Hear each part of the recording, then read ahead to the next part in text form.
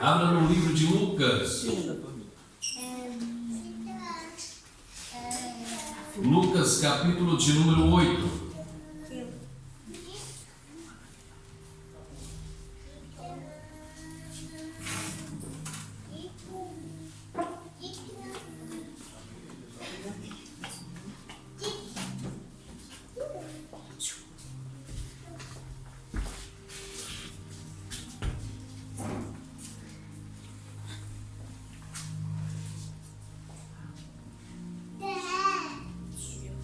Vamos ler um texto, por acaso foi até mesmo a leitura inicial de hoje. E nesse texto, eu gostaria de pedir para vocês, claro, sempre, a vossa atenção para o mesmo, para vocês me ajudarem aqui a tentar perceber quantos terrenos há aqui nesse texto. Vocês precisam me ajudar. O capítulo 8 de Lucas, versículo 4 em diante, diz: vocês depois vão me dizer, porque eu vou perguntar no final quantos terrenos são. E ajuntando-se uma grande multidão e vindo ter com ele gente de todas as cidades, disse por parábolas: um semeador saiu a semear a sua semente. Quando semeava, caiu alguma junta do caminho e foi pisada, e as aves do céu a comeram. E outra caiu sobre pedras, e nascida secou-se, pois que não tinha umidade. E outra caiu entre espinhos, e crescendo com ela, os espinhos a sufocaram. E outra caiu em terra boa, e nascida produziu fruto, 100 por 1. Dizendo ele estas coisas, clamava: quem tem ouvidos para ouvir, ouça. E os seus discípulos o interrogaram, dizendo: que parábola é esta? E ele disse: a vós vos é dado conhecer os mistérios do reino de Deus, mas aos outros por parábolas, para que vendo não vejam e ouvindo não entendam. Amém? Muito obrigado por poder tomar o vosso assento. Quantos terrenos esse texto nos revela? 4. Também pensava que era 4. 5 terrenos. Esse texto revela 5 terrenos. Nós vemos que o semeador ele saiu para semear a sua semente, e uma caiu junto do, outra caiu em, outra caiu em, e outra caiu em, exatamente. E quantos terrenos são? Aí são 4. O texto nos revela 5 terrenos. Vocês estão contando bem? O irmão da Lana acertou. Tá vendo? O irmão está atento. Não é que vocês não estejam atentos, porque eu também já tirei essa conclusão que vocês tiraram aí agora. Mas o Senhor, pela sua graça, me fez essa pergunta e eu tive que buscar a resposta para isso. Meus queridos, você já viu alguém sair para semear sem ter um terreno específico? Não. Quando alguém sai para semear, o semeador, ele sai para semear em um terreno específico. E é o que o texto diz: o semeador saiu para semear a sua semente. Esse semeador que Jesus está falando é o próprio Jesus. É o próprio Jesus. Aqui vocês veem que o semeador saiu a semear, não foi a semente de outro. Ele saiu a semear a sua semente. Então Jesus, ele é a palavra, ele é a semente, e aqui nesse texto ele também é o semeador. Então o texto está revelando aqui Jesus, ele falando dele mesmo, o semeador saiu a semear a sua semente, a sua palavra. Aí é aquilo que eu disse. Quando o semeador ele sai a semear porque é um terreno. Ele tem um terreno específico. Aí depois, quando ele sai a semear, é que surgem esses outros terrenos. Mas a Bíblia aqui nos revela que já há um, que é o que o semeador saiu a semear. E depois aqui esses outros 4 terrenos, que um deles é a meio do caminho, que a semente caiu, que Jesus fala sobre isso, que Jesus explica a parábola.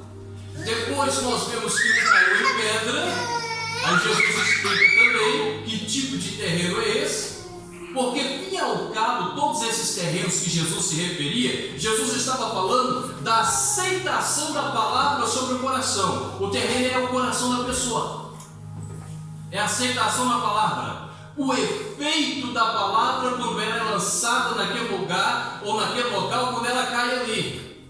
Então Jesus aqui ele sai para um terreno específico e a semente ela vai caindo.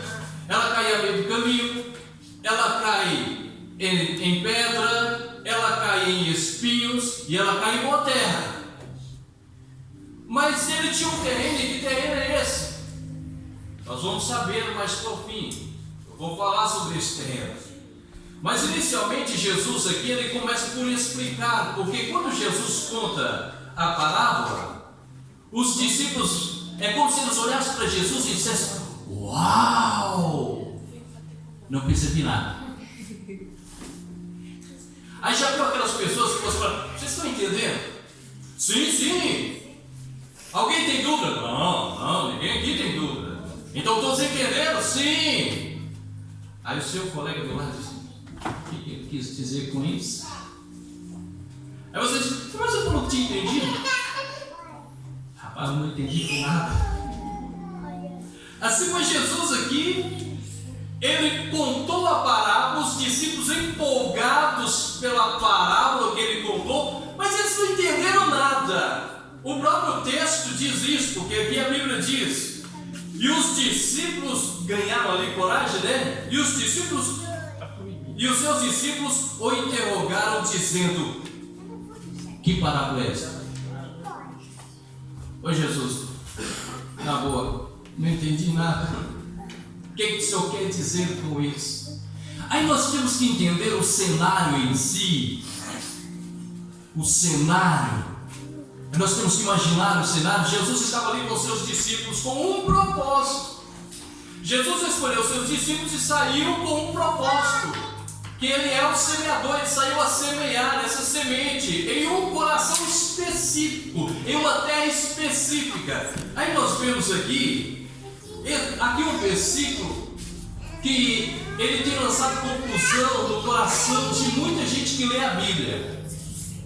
Há muitas pessoas que, quando lê a Bíblia a princípio, os leitores já mais habituais, já há algum tempo, eles já não têm essa dificuldade. Mas alguns que leem a princípio, a primeira, ele tem ali alguma dificuldade e fica um bocado confuso.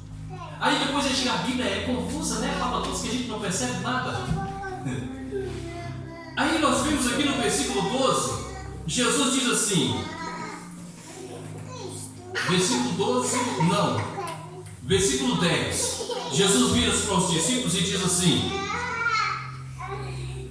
a vós vos é dado conhecer os mistérios do reino de Deus, mas aos outros por parábola.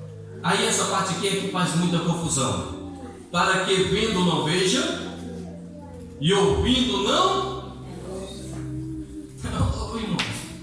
Quem é que sai para ministrar uma palavra no intuito de que os outros vendo não vejam e ouvindo não entendam? Quem é que prepara um sermão com essa ideia? Quem é que prepara uma mensagem para chegar? Vou pregar uma mensagem porque eu fui convidado para pregar e eu vou levar uma mensagem. Que mensagem é essa? É uma mensagem que aqui como diz o texto aqui, que vendo, é uma mensagem onde eles vão ver, né? Vendo não vejam, e ouvindo que não entendam nada do que eu vou pregar. Ou seja, a gente olhando para isso, mas que confusão. Que mensagem, o camarada é confuso. Todos nós, quando preparamos uma mensagem, nós preparamos a mensagem no intuito e na preocupação de que ela atinja o seu objetivo, que as pessoas compreendam a mensagem, a palavra. Esse é o principal objetivo, é você transmitir uma mensagem que as pessoas compreendam. Agora, que mensagem é essa? E por que Jesus agora está trazendo uma mensagem e está dizendo que havia um grupo ali que ele não tinha interesse que eles entendessem o que ele estava falando ali de momento para os seus discípulos.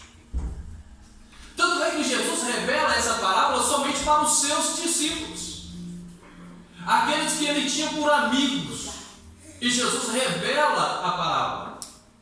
Eu vou explicar a vocês, é a mesma coisa. O Elísio, como foi reformado, aposentado da polícia, um militar, como coronel, o Elísio conhece o alfabeto fonético, é isso? Se eu não estou enganado? Código Internacional. É o Código Internacional. O Código Internacional, por exemplo, você vai falar com, se é a polícia, se é o vigilante, quando ele usa esse código, ele utiliza o código para que as pessoas, ouvindo ele falar, não entendam a mensagem. Como, por exemplo, eu viro para um colega meu de trabalho e ele, após me dar a mensagem, eu digo, ó, capa, mas que Oscar, quem está do meu lado não percebeu nada. Eu estou dizendo ok, muito obrigado para ele. Então, mas as pessoas à minha volta não se aperceberam da mensagem que eu estou a trocar com a central ou com algum outro colega no terreno de trabalho. Então eu estou a comunicar com ele, a mensagem está a ser perceptiva para ele e dele para mim também. Mas entretanto, as pessoas à minha volta, eu tenho interesse que eles não entendam o que eu quero dizer com isso. Então eles vêm, mas não estão a perceber nada, estão ouvindo, não estou percebendo nada daquilo que eu estou falando. Então esse foi o objetivo de Jesus. Foi usar ali um código para que o terreno específico para o qual ele foi semear não percebesse. Por quê? Enquanto ele semeava nesse terreno, havia outros ali à volta. Tanto é que vocês observam aqui no versículo 4, que diz assim: e ajuntando-se uma grande multidão, e vindo ter com ele gente de todas as cidades, ou seja, pessoas de toda parte, eles vinham ter com Jesus. Ou seja, começou a surgir terrenos ali que não era um terreno específico que ele foi semear. E aí Jesus começa a observar, porque conforme ele pregava, a mensagem foi cair também nesses terrenos, nesses corações, pessoas que estavam ali, e a mensagem foi caindo, e ele foi observando o resultado dessa mensagem em cada coração à sua volta. Que Jesus era observador. Ele começou a observar. Jesus não falava nada por falar. Todas as palavras de Jesus foram ditas com firmeza, com segurança, com objetivos e com propósito. Todas as palavras de Jesus. Tudo que Jesus falava tinha um propósito. Até o olhar de Jesus tinha um propósito. Então Jesus observava que uma parte da semente caiu em um coração, e ele descreveu aquele coração como o caminho, beira do caminho. Aí depois uma parte da semente cai em pedra, e ele descreve ali aquele outro coração como uma pedra. Aí cai em outro coração e ele olha como está a semente germinando naquele coração, e ele fala: aquele coração ali é espinho. Aí depois essa semente cai em outro coração e fala: olha, e aqui um outro coração, mesmo aqui nesses que não é o terreno pela qual eu vi, aqui um outro coração, aqui há outros corações que são terra boa. Embora não seja o terreno que eu vi especificamente, são terra boa. Você semeia ali e é 100 por 1. São frutos contínuos. Aí Jesus ele explica a parábola. Se vocês observarem, a partir do versículo 12, Jesus explica a parábola ali para os discípulos. Ele diz assim: e os que estão junto do caminho estes são os que ouvem, depois vem o diabo e tira-lhes do coração a palavra, para que se não salvem crendo. Aí essa é a primeira explicação de Jesus. Nós vemos que nessa primeira explicação ele revela-lhe que essa terra é o coração. E também, se vocês observarem, quando ele fala a princípio, ele fala que a semente que caiu à beira do caminho, ela foi pisada. Quando nós falamos de alguém que foi pisado, logo você pensa em quê? Alguém que foi maltratado. Quando você fala de alguém que está a ser pisado por outro alguém, você logo imagina o quê? Que essa pessoa está a ser maltratada. Então Jesus está aqui a falar desse primeiro coração, desses primeiros corações. Ele está a falar que esse coração é um coração onde a palavra foi pisada, foi maltratada. E depois ele fala que após ser maltratada, vem uma ave do céu e pega essa semente e arranca dali. Aí eu fiquei pensando, mas maltratada, como assim? Aí Jesus estava a falar por um código, para que alguém ali, um grupo, um terreno específico não se apercebesse. Porque não era a hora, não é porque Jesus tinha medo de falar a verdade, é porque tudo tem o seu tempo, tudo tem a hora certa. Muitas vezes a pessoa ama ser frontal, mas uma coisa é ser frontal e outra coisa é ser desequilibrado emocionalmente. As pessoas são desequilibradas, não sabem gerir as suas emoções e fala pelos cotovelos, tudo que vem à cabeça na hora que ela achar que deve falar. Aí é o João Batista da vida, fala toda a verdade, no fim tem a cabeça numa bandeja. Tudo tem o seu tempo. E Jesus aqui, ele falou de maneira que os seus discípulos percebessem a mensagem, mas havia outros ali que não queriam perceber essa mensagem. Então nós vemos aqui que Jesus, naquele instante, ele ainda falava assim. E depois ele fala diretamente com aquele outro terreno que não queria que se apercebesse. Aí mais à frente Jesus começa a dar nas orelhas deles. Em Mateus capítulo 23, o versículo 3, Jesus diz: observai. Aí Jesus já começa a falar, esquece lá o código internacional e agora começa a falar diretamente. Aí Jesus vira para os discípulos, como ele já está mais à vontade, a situação já está preparada, o terreno já está preparado, ele vira-se para os discípulos, diz em Mateus capítulo 23, versículo 3, ele diz assim: observai. E os discípulos: pois e praticai tudo o que vos disserem.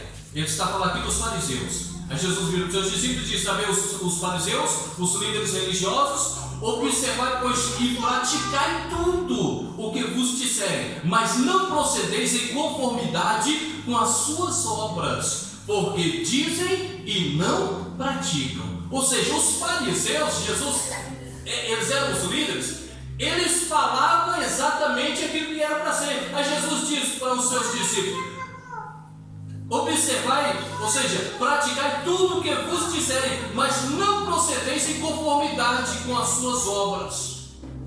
Já viu aquele ditado popular que alguém buscou na Bíblia e lançou aí no mundo agora, que a pessoa diz: faço o que eu digo, mas não faço o que eu? É o dilema dos fariseus.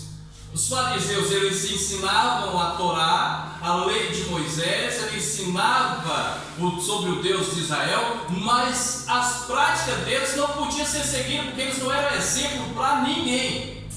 Sabe o que Jesus está falando? Jesus está falando assim: aqui um grupo que eles pregam, eles falam, eles evangelizam, eles semeiam a palavra que de fato é verdadeira, mas a prática, busca praticar aquilo que eu estou dizendo, mas o que eles fazem, sarta fora, como diz o baiano. Não faça as mesmas obras deles. O que eles falam de mim, isso praticar, mas o que eles fazem, sai fora. É isso que Jesus está falando aqui. Esses são os líderes que maltratavam a semente, maltratavam o quê? A palavra de Deus. Pessoas que escandalizavam o Evangelho, pelas suas obras, escandalizavam o Deus de Israel pelas suas obras, porque eles afinal eles até falavam bem, mas na prática eles não eram exemplo para ninguém. Aí Jesus aqui no capítulo 23 ainda, no versículo 13 de Mateus, ele diz: ai de vós, escribas e fariseus hipócritas, pois que fechais aos homens o reino dos céus, e nem vós entreis, nem deixais entrar os que estão entrando. Ou seja, as pessoas, essa era a confusão que entrava na cabeça daquelas pessoas que vinham ouvir a mensagem. Era esse alerta que Jesus estava dando aos seus discípulos para não maltratarem a mensagem. E como é que se maltrata a mensagem? Há uma coisa que faz muita confusão na cabeça de uma pessoa, que a mensagem de repente caiu no coração dela, é quando ela vê as pessoas pregar uma mensagem e não viver essa mensagem, pregar essa palavra e não viver essa palavra, não ter compromisso com essa palavra. Isso faz muita confusão. E dentro dessa confusão que a pessoa recebeu, ele está confuso, porque alguém está oferecendo algo tão bom para ele, em que esse mesmo alguém não é capaz de tomar dessa fórmula. Alguém está a lhe dar uma fórmula em que ele mesmo não é capaz de utilizar essa fórmula.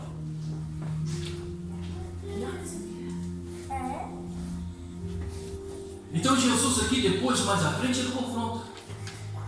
Ele fala sobre essa situação. Então nós vemos aqui que quando a palavra ela é maltratada, a pessoa fica confusa. Essa é a beira do caminho. Senhor, mas como é que ele me fala tão bem de Cristo, tão bem do Evangelho, e não consegue beber dessa fórmula? Essa fórmula não faz nada na vida dessa pessoa. Como é que ele diz que essa palavra pode transformar a mim e não transformar ele? Aí isso vai fazer confusão. Aí Jesus diz que quando isso acontece, a palavra é maltratada por isso, aí vem uma ave do céu e tira essa semente desse terreno, desse coração. Agora, que ave é essa? A Bíblia também revela qual é essa ave. Em Efésios, no capítulo 6, versículo 11 e 12, o apóstolo Paulo diz: revestido de toda a armadura de Deus, para que possais estar firmes contra as astutas e ciladas do diabo. Porque não temos que lutar contra carne e sangue, mas sim contra os principados, contra as potestades, contra os príncipes das trevas deste século, contra as hostes espirituais da maldade nos lugares celestiais. Os demônios estão nos lugares celestiais. É o que o apóstolo Paulo descreve. Eles estão por aí, perambulando nos lugares celestiais, batendo asa ou perna, como quem quiser entender, perambulando. Então eles, quando encontram alguém com um coraçãozinho confuso, porque alguém pisou a semente, maltratou a palavra, aí eles descem e tira essa semente do coração da pessoa. Aí a pessoa não consegue com que essa palavra germine no coração dela. Esse é o primeiro. Aí nós vemos aqui o terreno de pedra. No versículo 6, Jesus diz: e outra caiu sobre pedra, e nascida secou-se, pois que não tinha umidade. Aí Jesus no versículo 13, ele vai explicar. Ele diz que os que estão sobre pedra, estes são os que estão ouvindo a palavra, a recebem com alegria, mas como não têm raiz, apenas creem por algum tempo, e no tempo da tentação se desviam. Aí esse é o código internacional, né? Aí Jesus vai explicar para os discípulos. Ele explicou ali para os discípulos. Depois nós vemos que essa palavra ela fala sobre raiz. Que raiz é essa? Quando nós falamos das nossas raízes, falamos dos nossos princípios, e quando falamos de raiz, falamos de algo que se aprofunda e mantém o tronco da árvore de pé. São as raízes. Porque se a raiz for pequena, o primeiro vento vai jogar ela por terra.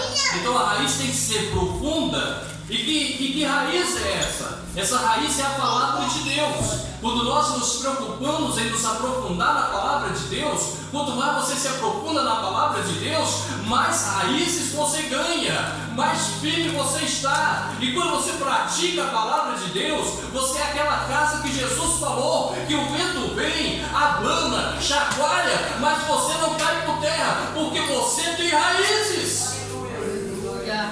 Você tem palavra. Você tem a palavra de Deus aí no seu coração. Aí nós vemos aqui que essas raízes elas têm que estar aprofundadas, que a palavra de Deus, ela tem que estar inserida em nossos corações, ao ponto de eu não precisar dizer que sou cristão. As pessoas olhar para mim e dizer, você é de que mundo mesmo? Porque você é muito diferente. Mas o diferente que eu digo não é aquele tipo de crente que se acha um santarão melhor do que toda a gente, prepotente, arrogante e que desfaz das pessoas, não se aceita como uma pessoa que não é cristão, porque interpreta mal a palavra de Deus. Eu não estou falando desse tipo de pessoa. Eu estou falando daquele que mesmo no meio dessas pessoas ele não se contamina, ao contrário, ele influencia essas pessoas ao reino de Deus. Porque era assim que Jesus fazia. Jesus escandalizava os fariseus, porque os fariseus achavam um absurdo Jesus sentar à mesa com os pecadores.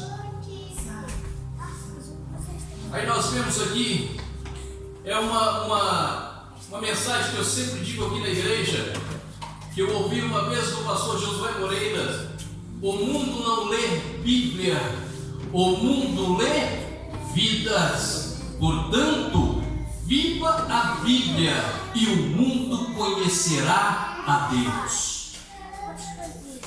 Se não me falha a memória, eu acho que o apóstolo Pedro, em uma das suas epístolas, ele aconselha, o Pedro João, mas eu acho que é o apóstolo Pedro, ele aconselha a mulher a como ganhar o seu marido.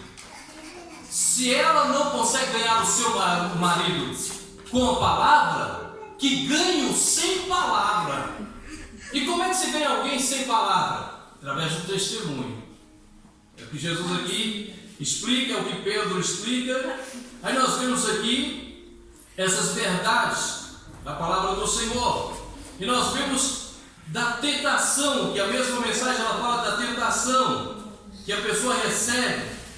No versículo de número 13, e os que estão sobre pedras, estes são os que ouviram a palavra, recebem com alegria, mas como não têm raiz, apenas creem por algum tempo, e no tempo da tentação desviam-se. Agora, a tentação, meus irmãos, nós vemos que no Pai Nosso, Jesus na oração do Pai Nosso, ele diz que nós devemos incluir em nossa oração o pedido a Deus para nos livrar da tentação. Isso é algo que tem que estar incluído na minha e na sua oração, porque nós não somos super crentes. O apóstolo Paulo diz que aquele que está de pé cuide para que não caia.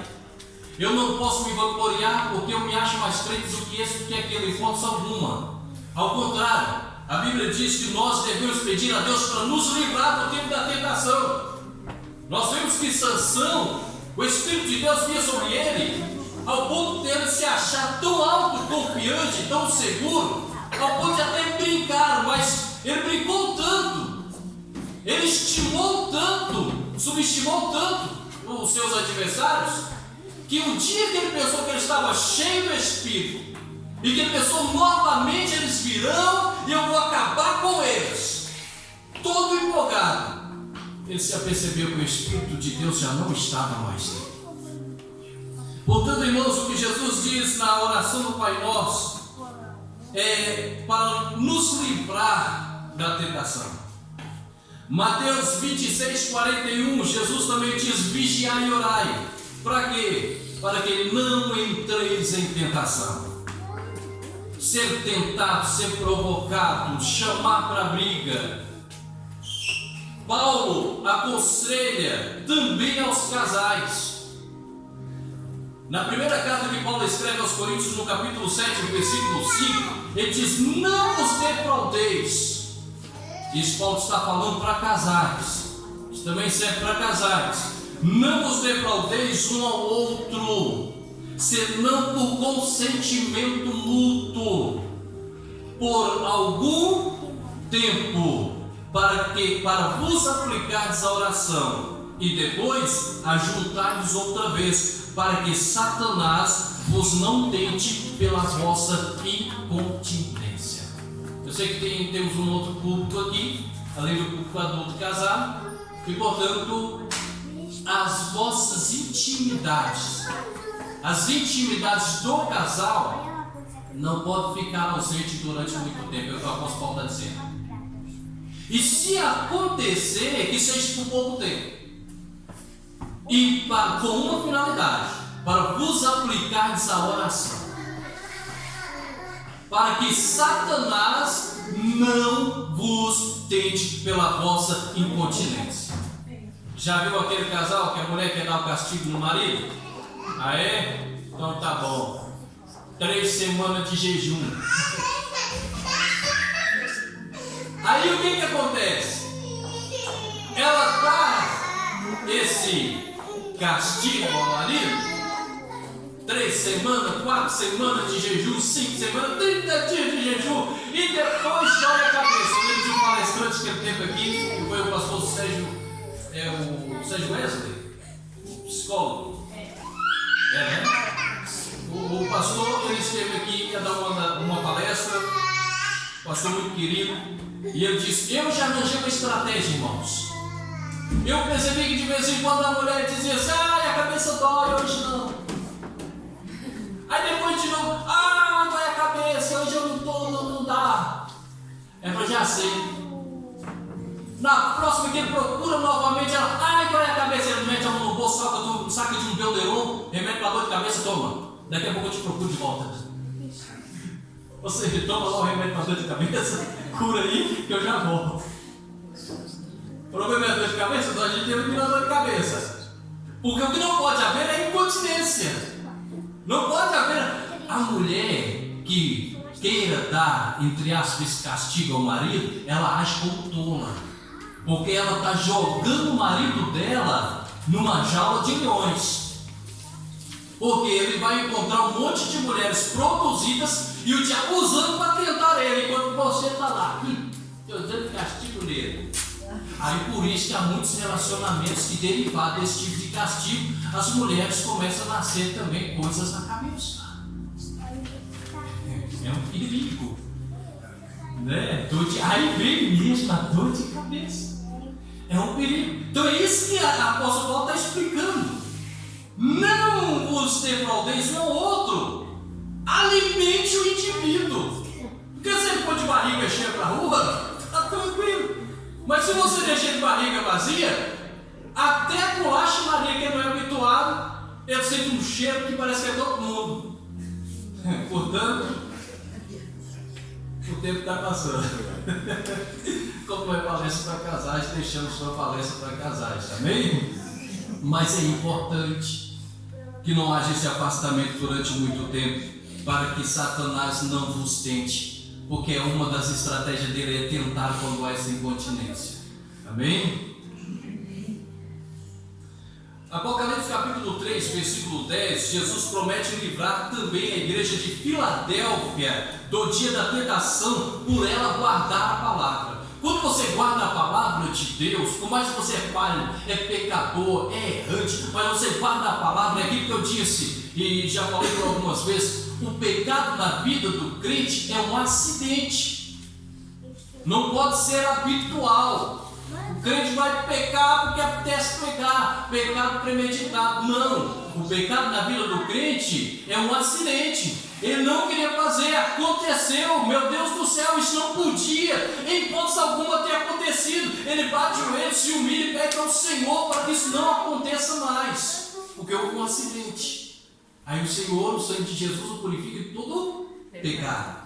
Aí o apóstolo Paulo, aí vem a pessoa e diz: ah, mas eu não sou capaz. Aí o apóstolo Paulo diz assim, na primeira carta que ele escreve aos Coríntios, no capítulo 10, versículo 13: não veio sobre vós tentação senão humana, mas fiel é Deus, que vos não deixará tentar acima do que podeis.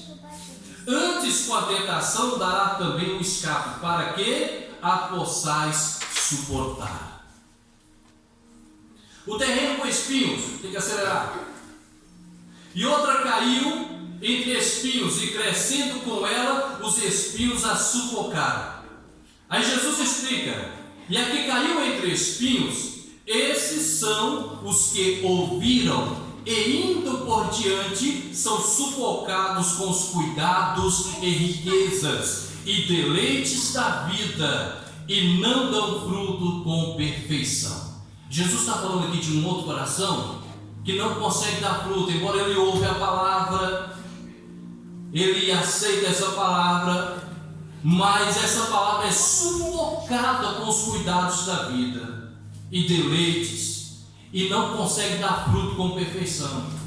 Já viu aquela pessoa que às vezes ele não consegue fazer nada bem para Deus, porque ele está tão preocupado em irritar, está tão preocupado com os deleites aí fora, está tão preocupado em subir na vida, que ele não consegue tirar um tempo para preparar uma mensagem, um sermão. Ele não consegue tirar um tempo para ele ensaiar, ele não consegue tirar um tempo para ele louvar, ele não consegue tirar um tempo para ele orar, ele não consegue tirar um tempo para ele jejuar, ele não consegue, porque a ansiedade pelas coisas aí fora sufoca essa mensagem que está lá dentro, essa palavra, essa semente. Então ele se sente sufocado, porque não consegue concentrar ali, ele está sendo sufocado pelos deleites aí fora e por outras preocupações que estão sufocando essa palavra.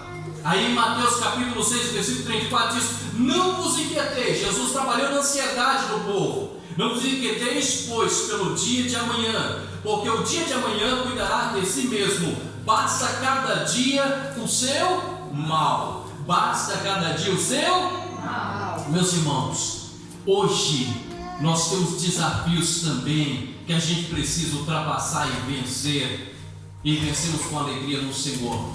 Se já há hoje os desafios de hoje, eu preciso concentrar nos de hoje, porque se eu estou hoje desesperado com o que pode, ou que talvez nem sequer venha acontecer futuramente, eu não vou suportar, eu não vou conseguir atender nem agora nem quando o dia de amanhã chegar. Por quê? Porque eu estou sempre pensando em depois, eu estou olhando sempre para lá e estou esquecendo dos passos que eu estou dando. Isso pode me levar a pisar levar uma topada numa pedra ou cair em algum buraco. Então nós precisamos focar no momento, no agora. Não é que você não deva fazer planos para a sua vida, deve sim, mas esses planos não podem te obcecar. Esses planos não podem te inquietar. Você tem que ter os seus planos com inteligência, colocar nas mãos do Senhor e focar no presente, no agora. O passado já passou, o futuro ainda não chegou, mas o presente já diz tudo. Presente, dádiva de Deus. Deus te deu agora para você tomar as suas decisões e crescer na sua vida. Então você depende do agora, não é do da amanhã que ainda não veio. Amém? Primeira carta de Paulo a Timóteo, no capítulo 6, versículo 9 e 10, ele diz: mas os que querem ser ricos caem em tentação e em laço e em muitas concupiscências loucas e nocivas, que submergem os homens na perdição e ruína, porque o amor do dinheiro é a raiz de toda espécie de males, e nessa cobiça alguns se desviam da fé e se traspassam a si mesmos com muitas dores.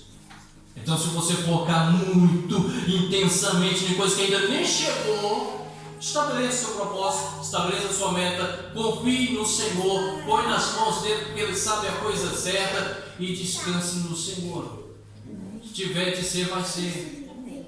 Então nós precisamos descansar no Senhor, porque nós querer antecipar isso, só vai nos atribuir dores, sofrimento, angústia e instabilidade no presente. Boa terra. E outra caiu em boa terra, e nascida produziu frutos 100 por 1. Esse Jesus está falando de um outro coração. Ele diz assim, ele explicando agora essa parábola. E aqui caiu em boa terra, estes são os que ouvindo a palavra a conservem no coração honesto. Foi aquilo que o presbítero estava dizendo aqui no princípio. Uma pessoa tem um coração honesto e bom e dão fruto com perseverança.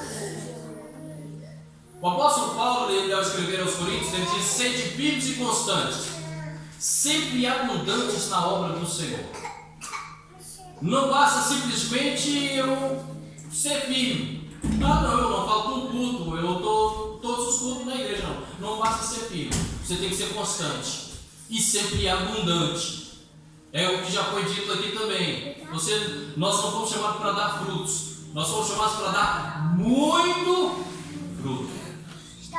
Então nós precisamos dar muitos frutos. Nós vimos que em Provérbios capítulo 4, versículo 23, diz: sobre tudo que se deve guardar, guarde o seu coração, porque dele procedem a saída da vida. O seu coração, ou a sua mente, o que você recebe, isso você tem que saber gerir. Você precisa saber fazer a gestão das suas emoções, a gestão do que entra aqui na sua cabeça, daquilo que você carrega no seu coração. Evitar carregar no ódio, evitar carregar a vingança, evitar a desonestidade, evitar tudo aquilo que faz mal, para que quando a palavra bater no seu coração, não haja nada que impeça você de produzir não só fruto, mas muitos frutos para o reino de Deus. Mas para isso, a tarefa é sua. Pastor, e o quinto terreno? Eu penso que vocês já devem ter percebido qual é o quinto terreno. O quinto terreno, João, no capítulo 1, ele quando vai escrever os relatos de Jesus, o que aconteceu, e como é que foi isso, aquilo, aí João diz aqui no capítulo 1, versículo 11, ele diz assim: veio para o que era seu, e os seus não receberam. Aqui o terreno específico. Jesus veio para os judeus, para lançar a semente, mas eles não receberam. E quando Jesus está ali para lançar a semente aos judeus, os gentios estavam ali à volta, estavam vendo tudo.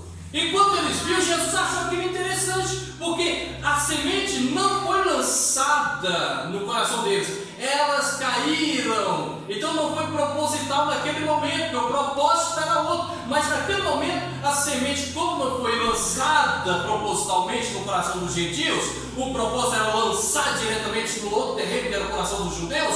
Essa semente, conforme lançada no coração dos judeus, ela ia caindo, e os gentios estavam ali, e aí caía. Já viu quando você lá no Brasil vai colher feijão, separar ali as pedras, e cai um feijãozinho, depois aquele ramozinho nasce ali? Você não tinha o propósito de semear feijão ali na frente da sua casa, mas você observou que o feijãozinho caiu ali e começou a nascer um feijão ali na frente da sua casa, na porta da sua casa ou no quintal, e você não teve o propósito, foi indiretamente. Aí você fica a observar. Quem é que nunca se pôs a observar isso? E olha, tanto feijão que está nascendo aqui.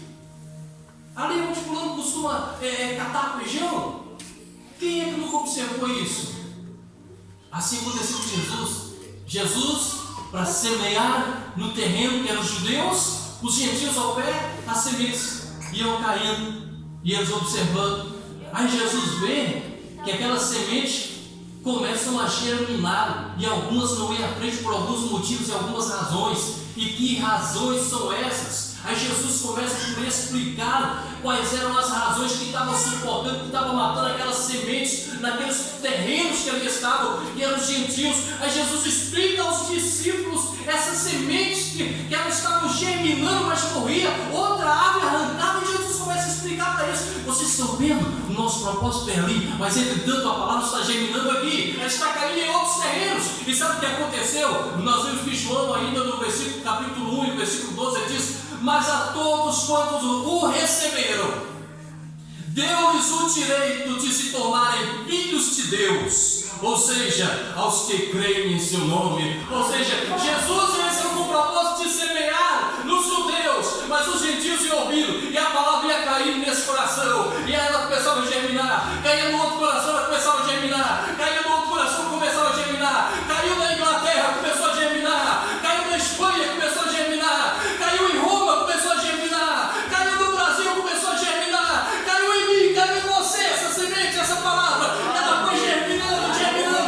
O propósito era os judeus, mas o caminho, ou a pedra, ou o que seja, a palavra caiu e começou a germinar. Agora, para que seja um bom terreno, limpe ele, cuide desse seu coração, porque de tudo que se deve guardar, guarde o seu coração, porque dele procede a saída da vida. Você quer ser um bom terreno? Guarde o seu coração, não seja maldoso, deixe a palavra de Deus entrar no seu coração, absorva a palavra de Deus. Essa semente caiu em Portugal. Há pessoas que estão recebendo essa palavra nessa nação. Aleluia. Oh, glória a Deus. O Senhor, Ele tem um propósito em nossas vidas. Temos que ser nós a entender que Ele tem um propósito em nossas vidas. O propósito de Jesus, o objetivo dele era lá, em primeiro lugar, eram os judeus. Mas quando ele saiu a semear, ela começou a cair em outros terrenos. Se calhar você ouviu o evangelho de alguém que nem tinha interesse de pregar logo primeiro para você. Você ouviu alguém falando de Jesus e aí essa semente caiu no seu coração. A mulher do fluxo de sangue, ela gastou tudo que tinha. Aí a Bíblia diz: ouviu ela falar de Jesus, a semente, pumba, caiu no coração dela. Ela levantou e falou: correndo. Um centurião tinha um criado dele, à beira da morte, paralítico, sem saber o que fazer. Aí a semente de Jesus cai no coração dele. E ele se levanta, monta no seu cavalo e vai ter com Jesus. E diz: Senhor, o meu criado está paralítico, ele está com grandes angústias, está em desespero. E Jesus diz: eu vou lá curar o seu criado. Ele disse: não, Senhor, eu não sou digno que o Senhor entre na minha casa. Basta uma palavra sua e o meu criado sarará. Aí a Bíblia diz que Jesus ficou maravilhado com aquele terreno, com aquele coração cheio de fé, e disse que o criado dele seria curado naquele momento. Ele voltando para casa, o centurião encontra com alguém para lhe dar uma notícia, a dizer que o seu criado já estava curado. E ele pergunta: que horas? E o outro diz, e quando o outro diz a hora, ele entende que foi exatamente na hora exata que Jesus falou: o teu criado está sarado, está curado.